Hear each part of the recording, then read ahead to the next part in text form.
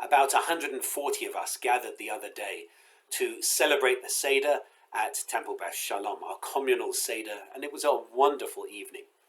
One of the most serious parts of that evening is the counting of the 10 plagues. And in the Haggadah, which we used, put together by myself and Rabbi Jenny, we not only count out the traditional 10 plagues by dipping our finger in the wine and counting them out, making sure we don't lick our finger so that we don't derive any positive benefit from the plagues. But we also included 10 other plagues: apathy, indifference, violence, prejudice, and so on, and counted those out. What I didn't see until after the Seder was a wonderful piece by Fred Milder, which was emailed to me before the Seder. Fred, who we celebrated last Shabbat, and his extraordinary music, really complicated, engaging, fascinating, fun music, liturgical music. Fred also wrote this piece, and I wanted to share it with you because I think it's still important for us today, even though it's not our Seder. Because what Fred does, instead of 10 generic plagues that plague our society today, Fred takes the traditional plagues and relates them to today. And he writes, our plagues are not from God. Our plagues are thrust on humanity by its own greed, ignorance, and often even in the name of religion. And so he recounts the plagues in this way. The plague of blood. Traditionally, the Nile and all water, but particularly the Nile, was turned to blood. Whereas today, Fred says, the similarity is that we pollute our own rivers. And maybe we don't see that as much here in New Mexico, although we do indeed see the drying up of rivers and the lack of availability of drinking water. But there are places around the world where the pollution is so bad in rivers, the plastic pollution in particular is so bad, you can literally walk across rivers. Sephardeia, the plague of frogs. Traditionally, Egypt was overrun with frogs. Fred makes us think of the fact that today, with the loss of Amazonian habitat, we're losing myriad rainforest species, particularly amphibians. There is a massive extinction underway in terms of amphibians, and it's predicted we're going to lose over 60% of amphibians in the next 50 or 60 years. And so that is a plague on our society, on our world in another way. The plague of lice, kinim. Traditionally, the Egyptians were infested with lice. Today, Fred says, the uncontrolled population density of cities worldwide promotes the spread of infestations of a variety of disease-ridden pests.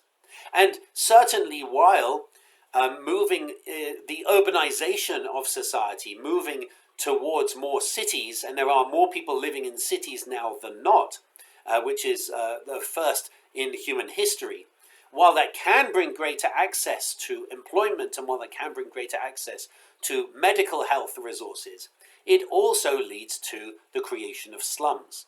And certainly slums are the place where in our society we see the worst diseases, so close to people who are not affected by disease at all.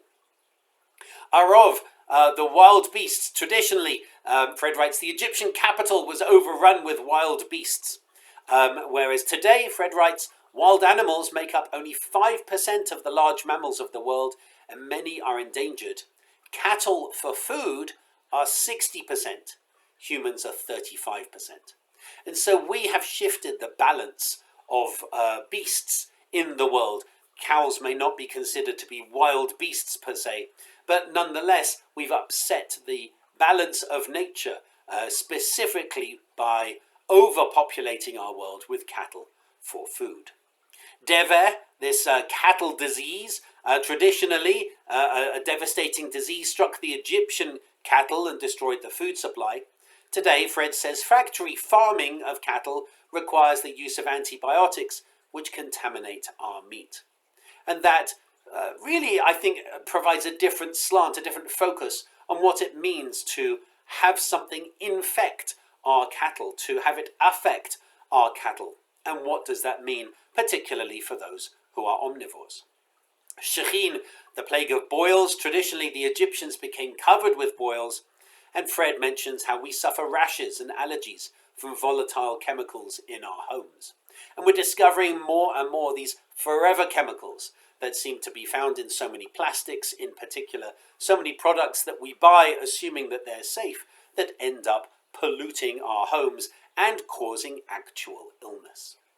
Barad, the plague of hail, a hail of ice and fire rained down upon Egypt. Today, Fred says, we suffer devastating storms from climate change. And we see this, we know that there has been a dramatic shift in climate patterns in the last few decades as a result of the way that we have affected the carbon balance in particular and methane balance of the atmosphere. And so we have created these weather-related plagues. Arabay, the plague of locusts, a swarm of locusts devoured the Egyptian crops. Today, Fred says, the overuse of pesticides and planting of monocultures leads to the vulnerability of crop yields and the algae blooms of deltas. This commentary on monoculture is really important. It's something that doesn't get mentioned much, particularly because there are so many farmers in the developing world who have to buy genetically modified crops from particular companies, and they can only use those crops. And as a result of only using those crops, they aren't allowed to engage in in growing plants of different varieties, which is really important for the soil and for keeping away pests. And so we see, particularly in places where there is a monoculture crop, that we see particularly devastating disease of crops, and then many people being locked into poverty. The plague of darkness, Choshech. Traditionally, days of darkness penetrated the Egyptian capital, darkness so deep that people couldn't even see their neighbors. And today, Fred flips this, I think rather brilliantly, says the loss of dark skies to 24/7 lighting disturbs our circadian rhythms, leading to increased stress and poor health. It's fascinating to me, moving from London to Bournemouth to Santa Fe, to be able to see the stars and to notice how more and more light from Santa Fe is affecting the stars. It affects who we are. It affects our very being. So the loss of darkness, appropriate darkness, is also a plague on our society in a different way. And Fred shares, and this passage was written a few years ago, Fred shares the final plague, Makat Bechorot, the death of the firstborn. The angel of death slew all the Egyptian firstborn. And Fred writes, today, COVID-19 kills the elderly, our own firstborn. People are told to shelter in their homes, just as the Jews were told to spend the night in isolation in their own homes, under the sign of lamb's blood on their doorposts. And indeed, Fred mentions places in the world where it's worse, and there is no such thing as shelter, such as places of war today. I really value this commentary. I receive many commentaries, all of which I value. For me, being able to relate the plagues in a different way is essential for us, because it's important for us, as we say in the Seder, to feel that we came out from Egypt. But that means that it's not just an event in the past, it's an event today. The Exodus is an event today. And whereas those plagues were caused by God for good reason in the Torah, to help free the people from the terrible bondage of the Egyptians, I think this piece that Fred writes leads us to ask about what is it that plagues our society, and how have we brought plagues upon ourselves? And it's a different kind of plague, of course it is. The traditional plagues were essentially a form of theological warfare, because the Egyptians worshipped the Nile. They worshipped the sun, and so therefore a plague of blood in the Nile and a plague of darkness attacked their gods. We don't have that. But the way our society is structured and continues to run certainly brings a plague upon countless people around the world. And so we need to ask ourselves this Pesach, what is it that plagues us? Fred has shared his thoughts based on the traditional plagues, and I invite you to please be in touch and share what you think also plagues us in the world today. I invite you to join us this evening. It's our senior service, so we're saying bye to some of our seniors who are moving away from Santa Fe into wonderful new parts of their journey through life. I really encourage you to come and to hear. Ellen always speaks wonderfully about these young adults. It's lovely to hear them being summarized and how wonderful they are, and it's really important for them to be supported by our community as they head off, as they receive a blessing on their way. So I encourage you, please join us for that service this evening. And also, our Torah study tomorrow morning isn't actually the Torah study. It's the Haftarah study. It's my favorite Haftarah of all, I think, maybe with the exception of the Isaiah passage on Yom Kippur.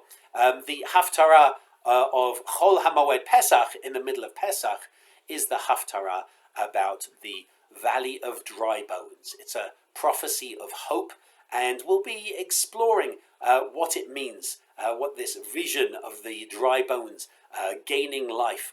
Who are these dry bones? Why are they in particular being risen again? And what does it all mean for us? We encourage you to join us on Zoom or in person, and then if you're able to stay for our Shabbat Shacharit service as well. There are many things that plague our society today, and there are many good things too. Temple Beth Shalom, I profoundly believe, is one of the good things in our society.